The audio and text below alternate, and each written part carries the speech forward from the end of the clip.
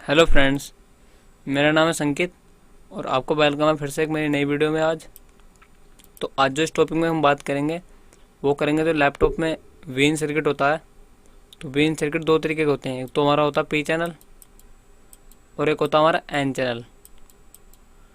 तो P channel के ऊपर मैंने काफ़ी सारी वीडियो अपलोड कर रखी हैं। तो इस वीडियो में जो हम पढ़ेंगे वो पढ़ेंगे एन चैनल सर्किट के बारे में। जो लैपटॉप मदरबोर्ड में एन चैनल का सर्किट होता है वो किस तरीके से काम करता है, क्योंकि आपके पास जब लैपटॉप कस्टमर लेकर लैपटॉप आता है तो उसमें प्रॉब्लम आती है कि 19 वोल्ट हमारे CLR पर नहीं मिलता, पर क्या मिलता है 0 वोल्ट। ठीक है, तो 0 वोल्ट के क्या क्या कारण हो सकते हैं या किस वजह से हमारा जो 19 वोल्ट का सर्किट होता है एन चैनल का वो फेलियर होता है। ठीक है, तो इस वीडियो में समझेंगे हम। तो अगर आप हमारे चैनल पर नए हो तो चैनल सब्सक्राइब कर लीजिए ताकि आपको इस तरीके की इंफॉर्मेटिव वीडियो मिल सके। ठीक है, और आप वीडियो को एंड तक ज़रूर देखना, आपको वीडियो ज़रूर समझ में आएगी। तो मैं यहाँ पर एक सर्किट खोल लेता हूँ आपको समझाने के लिए 19 वोल्ट का।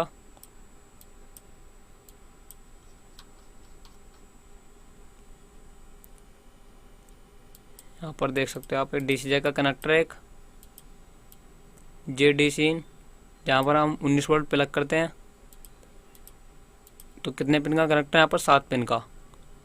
तो इसमें पिन नंबर 2 से लेकर पिन नंबर 7 तक हमारी जो है ये पिन हमारी है ग्राउंड के साथ कनेक्ट। यहाँ पर देख सकते हो ग्राउंड का सिंबल है ये।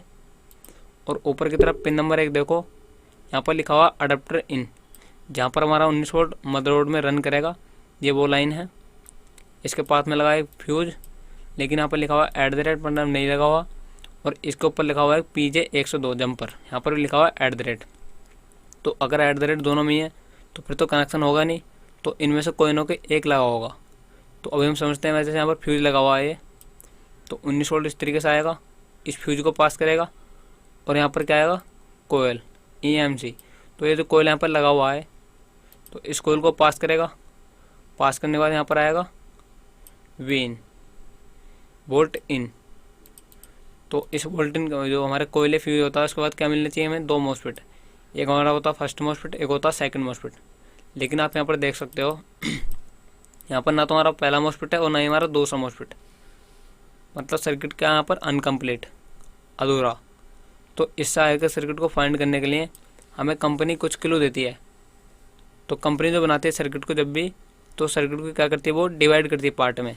मतलब जैसे DC जैक के बाद कनेक्टर कोयल तक का सर्किट यहाँ पर बना दिया, और जो फर्स्ट मॉसफेट सेकंड मॉसफेट है उसका सर्किट कहीं और बना देगा, और जो बाकी के 19 वोल्ट का सर्किट है उसको कहीं और बना देगा। तो अब यहाँ पर मुझे क्या सर्च करने हैं? जो हमारा फर्स्ट मॉसफेट है और सेकंड मॉसफेट है। ठीक है, तो उन तक पहुँचने के लिए मैं यहाँ पर कंपनी ने एक क्लू दिया। जब सर्किट को कंपनी ने अनकम्प्लीट छोड़ा है तो उसको फाइंड करने के लिए भी क्लू कंपनी देगा हमें, है ना। तो यहाँ पर लिखा हुआ वीन। अब ये जो वीन है ये हमें फर्स्ट मॉसफेट तक लेकर जाएगा, जहाँ पर हमारा जो फर्स्ट मॉसफेट और सेकंड मॉसफेट प्लस CLR है उस पॉइंट तक हमें ये लेकर जाएगा। ठीक है, तो इस पॉइंट को मैं करूँगा ऐसे कॉपी, ताकि जो हमारा फर्स्ट मॉसफेट हमें मिल सके वो। तो यहाँ पर देख सकते हो मैंने इसको किया नेक्स्ट। तो यहाँ पर आया ये क्या हमारा फर्स्ट मॉसफेट, ये हमारा सेकंड मॉसफेट, और सेकंड मॉसफेट के बाद क्या आता है हमारा CLR। तो आप यहाँ पर देख सकते हो ये हमारा CLR है। यही वो मेन पॉइंट है जहाँ से हमारा 19 वोल्ट पूरे मदरबोर्ड में डिस्ट्रीब्यूट होता है। लेकिन प्रॉब्लम क्या आती है कि ये जो मॉसफेट होते हैं ये प्रॉपर ट्रिगर नहीं हो पाते, जिसकी वजह से हमारा 19 वोल्ट जो होता है वो प्रॉपर CLR पर नहीं बन पाता, है ना। यहाँ पर क्या मिलता है हमें? जब जो कस्टमर प्रॉब्लम लेकर आता है हमारे पास, यहाँ पर CLR पर मिलता है हमें 0 वोल्ट। तो कहीं ना कहीं इसका जो पीछे का सर्किट है वो प्रॉब्लम करता है। अब जैसे मैंने बताया था कि एन चैनल का सर्किट है, तो इसके आप ये जो मॉसफेट है इसके कंडीशन देखो आप। ये जो हमारा AC फैट है, अगर 19 वोल्ट इधर से आएगा भी इस तरीके से तो ब्लॉक कर देगा डायोड अंदर, तो इसको ऑन होना ही पड़ेगा, है ना। तो जो एन चैनल मॉसफेट होता है उसको ऑन होने के लिए जो रिक्वायरमेंट होती है वोल्टेज की, वो हाई वोल्टेज की रिक्वायरमेंट होती है। हाई वोल्टेज की कैसे? मान लीजिए यहाँ पर 19 वोल्ट है हमारा इस तरीके से, तो अगर मुझे इस 19 वोल्ट को इधर शिफ्ट करना है इस N1 पॉइंट पर, तो इसके गेट पर जो वोल्टेज देना पड़ेगा वो देना पड़ेगा मुझे शिफ्टिंग से ज़्यादा वोल्टेज। मतलब यहाँ पर जो 19 वोल्ट है तो इस 19 वोल्ट को अगर मैं इस N1 पॉइंट पर शिफ्ट कराना चाहता हूँ तो इसके गेट पर मुझे उस 19 वोल्ट से ज़्यादा वोल्टेज देना पड़ेगा। कितना वोल्टेज देना पड़ेगा? तो मिनिमम 4 से 5 वोल्ट के अप्रोक्स यहाँ पर गेट पर फालतू देना पड़ता है शिफ्ट कराने के लिए। तो एक तो 19 वोल्ट हमारा वो है जो शिफ्ट कराना है, प्लस 4 से 5 वोल्ट ऐड करना पड़ेगा। तो अप्रोक्स से बैठता हमारा 24-25 वोल्ट के आसपास इसके गेट पर वोल्टेज हमको मिलेगा। अगर आप एन चैनल के मॉस्फेट पर चेक करोगे गेट पर वोल्टेज, तो आपको वहाँ पर 24 से 25 वोल्ट के अप्रोक्स वहाँ पर वोल्टेज मिलेगा। ठीक है, चलो ये बात तो समझ में आएगी कि इसके गेट पर क्या मिलेगा, हाई वोल्टेज। लेकिन हाई वोल्टेज देगा कौन? तो इसमें जो हाई वोल्टेज दे देता है ज़्यादातर कंडीशन में बता रहा हूँ आपको, वो देता हमारा चार्जिंग आईसी गेट पर। तो हाई वोल्टेज को कहाँ पर आएगा, गेट पर।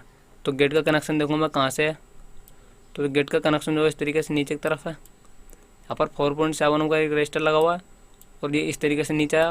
यहाँ पर एक बिंदु है, ये है हमारा जॉइंटिंग पॉइंट। और ये जो पहला मॉस्फेट का गेट इस तरीके से इधर की तरफ आएगा। यहाँ पर एक पॉइंट है, यहाँ पर क्या जॉइंट पॉइंट, मतलब जहाँ पर हमारा कनेक्शन मिल रहा है पहले मॉस्फेट का गेट का भी और दूसरे मॉस्फेट के गेट का भी। और दूसरा मॉस्फेट का गेट है वो इस तरीके से यहाँ पर है। तो एक चीज़ समझ में आई आपको यहाँ पर कि जो पहला मॉस्फेट और दूसरा मॉस्फेट, इन दोनों के गेट का कनेक्शन इस तरीके से है। यहाँ पर ऊपर तो कैपेसिटर है, इधर तो वोल्टेज जाएगा नहीं, ना ही इधर से वोल्टेज आएगा, है ना। तो इस तरीके से इसका गेट का कनेक्शन कहाँ से, दूसरे मॉस्फेट के साथ कनेक्ट। तो एक बात तो कन्फर्म है कि जैसे इस मॉस्फेट के गेट पर वोल्टेज आएगा, तुरंत ये वोल्टेज कहाँ पर आएगा, सेकंड मॉस्फेट के गेट पर भी आ जाएगा, है ना। तो जैसे ये इस तरीके से ऑन होगा तो इसके गेट पर वोल्टेज पहुँच जाएगा, तो ये भी इस तरीके से हमारा ऑन हो जाएगा और वोल्टेज कहाँ पर पहुँच जाएगा हमारा, तुरंत CLR पर। लेकिन इसको ऑन कराने के लिए हाई वोल्टेज देगा कौन? तो अगर मैं इसका गेट का कनेक्शन दिखाऊँ आपको, ये मॉस्फेट का गेट है, थोड़ा छोटा कर लेता हूँ इसको मैं। मॉस्फेट का गेट है ये इस तरीके से, तो इसका गेट का कनेक्शन नीचे की तरफ है। अगर मैं इधर की तरफ देखूँ तो यहाँ पर एक कैपेसिटर लगा हुआ है, यहाँ पर से भी हमारा 25 वोल्ट 24 के अप्रोक्स वोल्ट नहीं आएगा। तो वोल्टेज कहाँ पर आएगा, इस तरीके से नीचे की तरफ कनेक्शन है इसका नीचे की तरफ। और इसके पाथ में यहाँ पर एक 4.02 किलो ओम का एक रजिस्टर लगा हुआ है, ब्रेकर। ठीक है, तो जैसे यहाँ पर ये एक सेकंड, इसके गेट का कनेक्शन इस तरीके से नीचे की तरफ आया, 4.02 किलो ओम का एक रजिस्टर लगा हुआ है। और इस रजिस्टर का कनेक्शन कहाँ से है, इस चार्जिंग आईसी के अंदर से। तो इसके गेट को कंट्रोल कौन कर रहा है मॉस्फेट के, ये चार्जिंग आईसी। ठीक है, और इसका नाम क्या है यहाँ पर, AC drive, adapter current drive. मतलब चार्जिंग आईसी क्या भेजेगी यहाँ पर, अडाप्टर करंट को ड्राइव करने के लिए 24 वोल्ट से 25 वोल्ट के अप्रोक्स यहाँ पर वोल्टेज भेजेगी। ठीक है, अब जैसे ही मॉस्फेट के गेट पर यहाँ पर वोल्टेज आएगा तो पहला मॉस्फेट हमारा स्विच हो जाएगा और दूसरा मॉस्फेट भी, और वोल्टेज कहाँ पर पहुँच जाएगा, प्रॉपर CLR पर।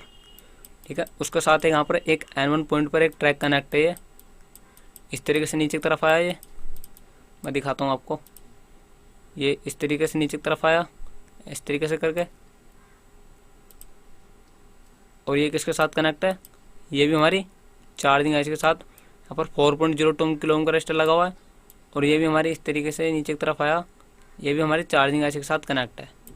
ठीक है, इसका नाम क्या है, CMSRC, common source. Common source कैसे हुआ नाम इसका, तो ये फर्स्ट मॉस्फेट का सोर्स है और ये सेकंड मॉस्फेट का सोर्स, तो दोनों सोर्स आपस में कॉमन है। तो यहाँ पर कितना वोल्टेज बनेगा, तो आपको समझ में आएगा, यहाँ पर बनेगा 19 वोल्ट, क्योंकि जब वोल्टेज इधर से इधर शिफ्ट होगा तो इस बात पर 19 वोल्ट तो बनेगा ना। तो जैसे यहाँ पर 19 वोल्ट बनेगा, यहाँ पर भी 19 वोल्ट आ जाएगा।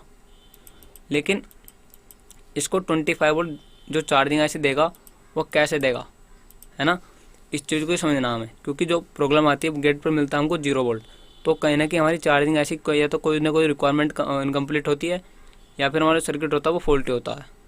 तो सर्किट फॉल्टी किस तरीके से होता है, या फिर जो चार्जिंग आईसी की रिक्वायरमेंट है, क्या क्या रिक्वायरमेंट उसको 25 वोल्ट जनरेट कराने के लिए चाहिए। ठीक है, इस चीज़ को समझेंगे अभी।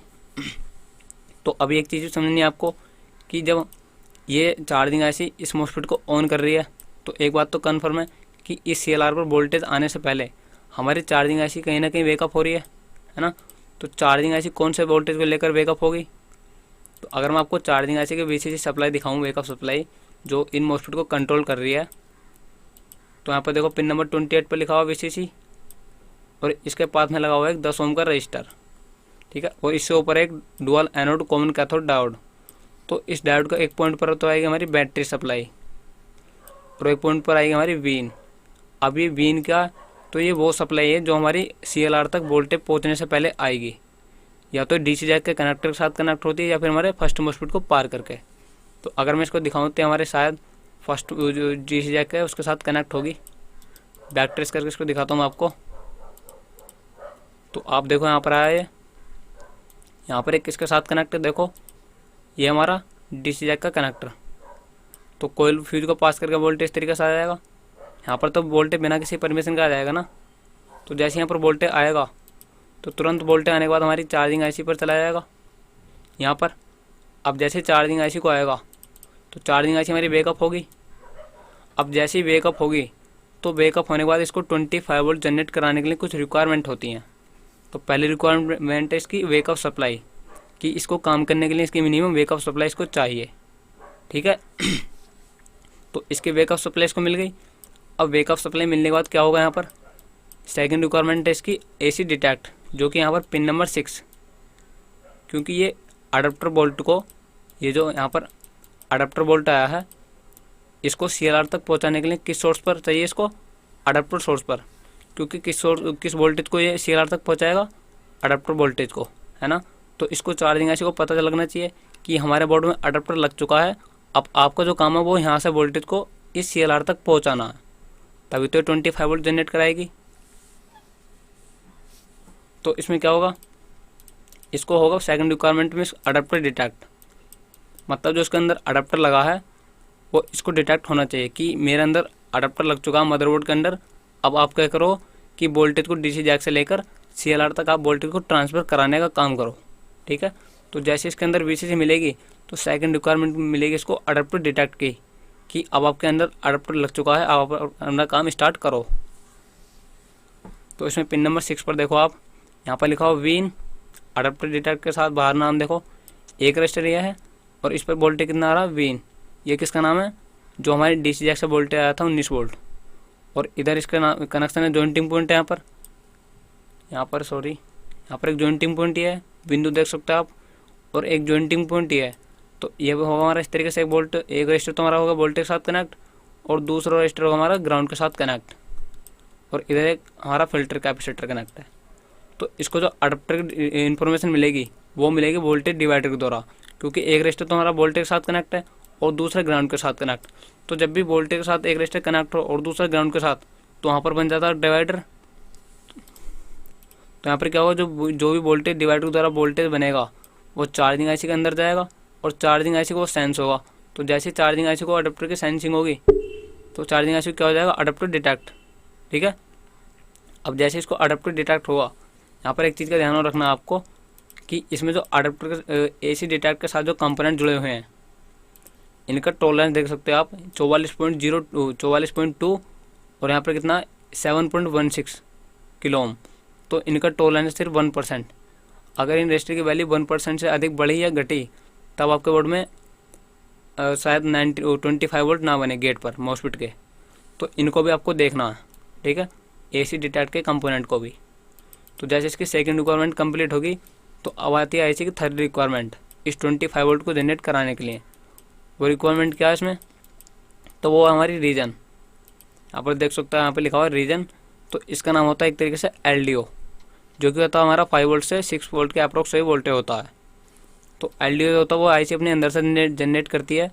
तो इसमें पिन नंबर 24 है। तो इस तरीके से अपने अंदर से ये BQ24780_VDD जो कि हमारे 6 वोल्ट का नाम है। अगर ये आईसी अपने अंदर से इस वोल्ट को जनरेट नहीं करती है तो कहीं ना कहीं आपका या तो VCC नहीं मिला आईसी को या फिर एसी डिटेक्ट। अगर ये दोनों मिलने के बाद भी अगर आपका ये थर्ड रिक्वायरमेंट नहीं होता है तो कहीं ना कहीं आपकी आईसी फॉल्टी है, या फिर इसके साथ जो ये कैपेसिटर कनेक्ट है ये हमारा फॉल्टी है, ठीक है। तो थर्ड रिक्वायरमेंट आपको चेक करना है इसका LDO वोल्टेज जो कि होता है 6 वोल्ट। उसके बाद आती है हमारी फोर्थ रिक्वायरमेंट। तो फोर्थ रिक्वायरमेंट जो इसमें वो है AC ओके। तो जैसे इसको VCC मिलेगा, AC डिटेक्ट मिलेगा और इसको रीजन मिलेगा, तो अपने अंदर से एक आउटपुट निकालेगी वोल्टेज जिसका नाम है AC okay, adapter current okay. तो ये जो AC ओके होता है ये IO को बताने जाता है कि जो बोर्ड में अडाप्टर लगा है वो ओके है, ठीक है। तो AC ओके पर जो मिलता जाता है 3.3 वोल्ट का LDO वोल्टेज मिलता है। यहाँ पर आपको 3.3 वोल्ट आपको चेक करना है, लेकिन अगर इसके साथ हैज कनेक्ट है तो यहाँ पर लो होता है। तो यहाँ पर हैज तो है नहीं, यहाँ पर क्या लिखा हुआ है AC इन। तो आपको इस पिन पर 3.3 वोल्ट आपको चेक करना है। अगर ये जनरेट नहीं होता है तो आपका इनमें से कोई ना कोई रिक्वायरमेंट आपकी अनकम्प्लीट होती है। तो अभी मैं बता रहा हूँ आपको 25 वोल्ट जनरेट करने की। तो जैसे आपका AC ओके बनेगा, AC ओके बनने के बाद अब आपकी सबसे इम्पोर्टेंट पिन आती है, यहाँ पर दिखाता हूँ आपको, पिन नंबर 3 और पिन नंबर 4। अब यही वो पिन है जो हमारे मॉसफेट के गेट पर 25 वोल्ट को जनरेट कराएंगी। ठीक है, आपको इस चीज़ का ध्यान रखना, जहाँ पर भी आपको एन चैनल का सर्किट मिलेगा, आपको जहाँ पर भी एन चैनल का सर्किट मिलेगा तो आपको वहाँ पर AC ड्राइव के साथ CMSRC ज़रूर मिलेगा। अभी CMSRC पर आपको साफ पता चल रहा होगा, यहाँ पर क्या बनेगा 19 वोल्ट। तो इस 19 वोल्ट के द्वारा ही जो CMSRC वाली पिन है और AC ड्राइव वाली पिन है, यहाँ पर 25 वोल्ट जनरेट करता है IC अपने अंदर से। ठीक है, तो जैसे यहाँ पर 25 वोल्ट पिन नंबर 3 और 4 की हेल्प से पिन नंबर 4 पर 25 वोल्ट जनरेट होगा AC ड्राइव पर। AC ड्राइव मतलब अडाप्टर करंट को ड्राइव कराने के लिए। तो जैसे 25 वोल्ट जनरेट होगा, अब ये 25 वोल्ट इस तरीके से जाएगा, PR 5305 रजिस्टर को पार करके, और इस रजिस्टर की वैल्यू देखो आप 4.02 किलो ओम, और इसका टॉलरेंस कितना 1%। अगर इस रजिस्टर की वैल्यू 1% से अधिक घटी या बढ़ी तो आपके बोर्ड में शायद 25 वोल्ट ना बने, इसलिए इसका टॉलरेंस कितना है, सिर्फ 1%। तो अगर आपको 25 वोल्ट नहीं बनना तो आपको इसको भी चेक करना है। ठीक है, क्योंकि 25 वोल्ट को बनाने के लिए एम्पियर का बहुत मायने रखता है। अगर इन रजिस्टर की वैल्यू बढ़ जाती है, कम होती है, तो हमारा एम्पियर में भी डिफरेंट आता है, जिसकी वजह से हमारा 25 वोल्ट जनरेट नहीं होता। तो जैसे हमारा 25 वोल्ट जनरेट होगा तो ये कहाँ पर जाएगा, इस मॉसफेट के गेट पर भी चला जाएगा, क्योंकि दोनों मॉसफेट का गेट आपस में कॉमन है, तो इसके गेट पर भी चला जाएगा। तो फिर क्या होगा, जैसे 25 वोल्ट गेट पर जाएगा मॉसफेट को ऑन होने के लिए, तो मॉसफेट को ऑन होने के लिए प्रॉपर वोल्टेज मिल जाएगा। तो ये क्या करेगा, इस 19 वोल्ट को इधर शिफ्ट कर देगा। अब जैसे 19 वोल्ट इधर आएगा तो एक तो CMSRC पर भी चला जाएगा और यहाँ पर भी सेकंड मॉसफेट के सोर्स पर भी आ जाएगा। तो एक ये भी मॉसफेट हमारा ऑन हो जाएगा, है ना, क्योंकि दोनों के गेट पर वोल्टेज एक साथ आया है। तो ये क्या करेगा, इस मॉसफेट के वोल्टेज को N2 पॉइंट पर शिफ्ट कर देगा। मतलब यहाँ से जो 19 वोल्ट यहाँ पर आया है उस 19 वोल्ट को यहाँ पर शिफ्ट कर देगा। अब जैसे ही N2 पॉइंट पर 19 वोल्ट पहुँचेगा तो इसके बाद क्या हमारा CLR, और यही वो CLR मेन पॉइंट है जहाँ से हमारा 19 वोल्ट पूरे मदरबोर्ड में डिस्ट्रीब्यूट होगा। ठीक है, तो आपको भी चेक करना है यहाँ पर, यह CMSRC और AC ड्राइव वाली पिन है। CMSRC पर आपको चेक करना 19 वोल्ट और AC ड्राइव पर आपको चेक करना 25 वोल्ट, जो कि हमारे 25 वोल्ट को जनरेट कराने के लिए चाहिए, मॉसफेट को ऑन कराने के लिए। ठीक है, तो अगर आपको चार्जिंग में प्रॉब्लम, जो आपका जो मॉसफेट का गेट है उसके गेट पर 25 वोल्ट जनरेट नहीं हो रहा है, तो आपको ये रिक्वायरमेंट चेक करनी है। जैसे VCC होगा, AC डिटेक्ट होगा, जब तक आपका अडाप्टर डिटेक्ट नहीं होगा तब तक आपका जो 25 वोल्ट वो जनरेट नहीं होगा। ठीक है, तो आपको AC डिटेक्ट को भी प्रॉपर चेक करना है, और यहाँ पर जो LD वोल्टेज रीजन इसको भी आपको प्रॉपर चेक करना है। ठीक है, तो कुछ रिक्वायरमेंट जो आपको IC की चेक करनी है, मैंने बताई थी आपको। अगर आपका सारी रिक्वायरमेंट कंप्लीट होने के बाद भी अगर आपको वोल्टेज जनरेट नहीं होता तो उसमें आपका IC फॉल्टी होता है, क्योंकि ये 25 वोल्ट जो है ये IC अपने अंदर से रिलीज करेगी। किसके लिए, इस AC फैट और RV फैट के लिए, फर्स्ट मॉसफेट और सेकंड मॉसफेट के लिए। ठीक है, अगर ये जनरेट नहीं हुआ तो कहीं ना कहीं हमारी IC इसमें फॉल्टी होती है, और कहीं ना कहीं इसकी जो रिक्वायरमेंट है पीछे की जो मैंने बताई आपको अभी, वो भी हमारी अनकम्प्लीट होती है, इसकी वजह से हमारा 25 वोल्ट नहीं मिलता। तो इस तरीके से हमारा वोल्टेज CLR पर आएगा, है ना। तो CLR पर आने के बाद जहाँ पर भी 19 वोल्ट की मदरबोर्ड में रिक्वायरमेंट होगी वहाँ पर वोल्टेज चला जाएगा। तो आई होप आपको इस तरीके से एन चैनल सर्किट का कॉन्सेप्ट समझ में आया होगा। तो अगर आपको वीडियो पसंद है तो वीडियो लाइक कर देना। अगर आप हमारे चैनल पर नए हो तो चैनल सब्सक्राइब कर देना, ठीक है। और अगर आपको कोई कोर्स रिलेटेड हमसे क्वेरी करनी है तो आप हमसे कॉन्टैक्ट भी कर सकते हैं। हमारा नंबर आपको स्क्रीन पर शो हो रहा होगा, ठीक है। Thank you for watching this video. मिलते हैं आपको नेक्स्ट वीडियो में, तब तक के लिए थैंक यू।